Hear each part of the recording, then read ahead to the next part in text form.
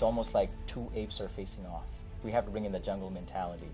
And if you go to the jungle and you see two apes, one is trying to stamp their own authority over the other, right? Even though you might not realize it as from a human to human conversation. Pick up a There's card. supposed to be questions that we've never been probed before, never been asked before. So it's going to be interesting because we will get a little personal. Maybe we might cry, maybe we might laugh. It doesn't matter. We're trying to be raw here. Yeah. We'll see what happens. Okay. But again, I don't know if you have noticed, but I have also noticed there are people who like to always be right. absolutely. It could be a conversation about anything, even though that person has not much of a knowledge, but they would say, no, this is the fact. Yep.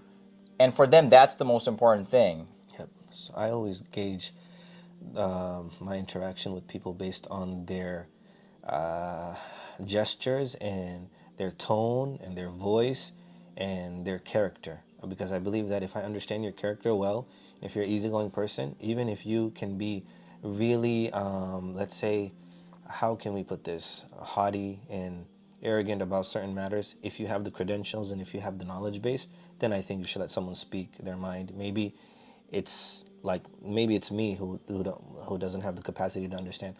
But I think it all depends on how respectful the person is, right? So there's been people who have been right in most of our conversations, but it's the approach.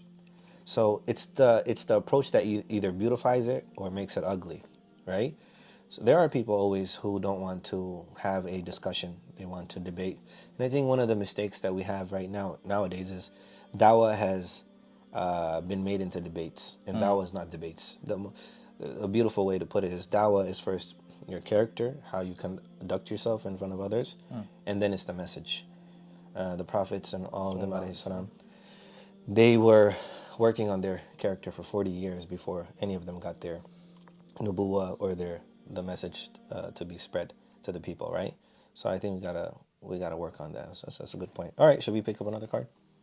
Yeah. No, I had another thought though. Okay, go ahead. Yeah, no, I had another thought, which was, I was just thinking about it from a psychological standpoint, right?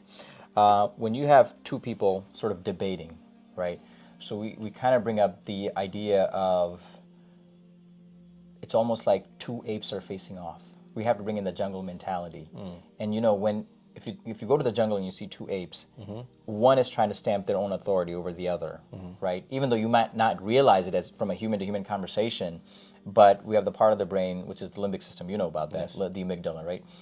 Which is the emotions, anxiety, and whatnot. But it's also that part that feels threatened.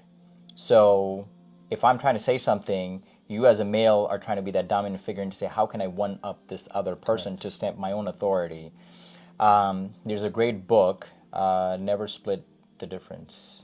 I forget the author's name. Voss. But anyways, he talks about it like he was an FBI negotiator and how he would talk the other person out of situations. Because he would always think about, okay, what's the point of me to overexcite this other person's amygdala? If I'm going to over-threaten that person, he's going to probably try to overdo it more and more and more. He's not going to stop. It's almost so addictive. It's a battle. So it's a decision for you to make that, is it really worth it for me to do that, or should I just back out of it because it's not worth it and whatnot? But that whole circuitry kind of came into my mind, like as we were talking about debates, right? Yep. So.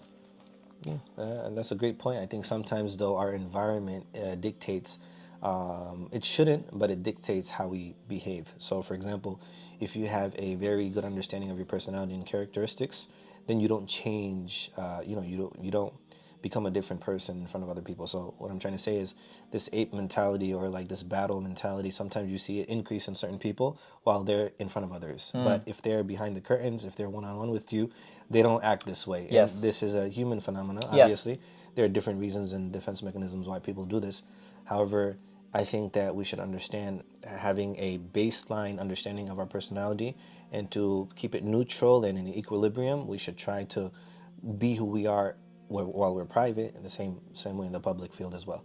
This gives us a sense of like true, how can I put this? Like a self-awareness, where and this is hard for people. It's hard. It definitely is hard. I play sports. It's an internal battle. You play sports. You know that. Well, you're probably more of an athlete than I am, but yeah, I'm a walker. But sure. Especially men are, Right. our chemicals go up. Yes. You know, high, and I then agree. there is this element of showing off sometimes Yeah. because it's like a survival mode thing.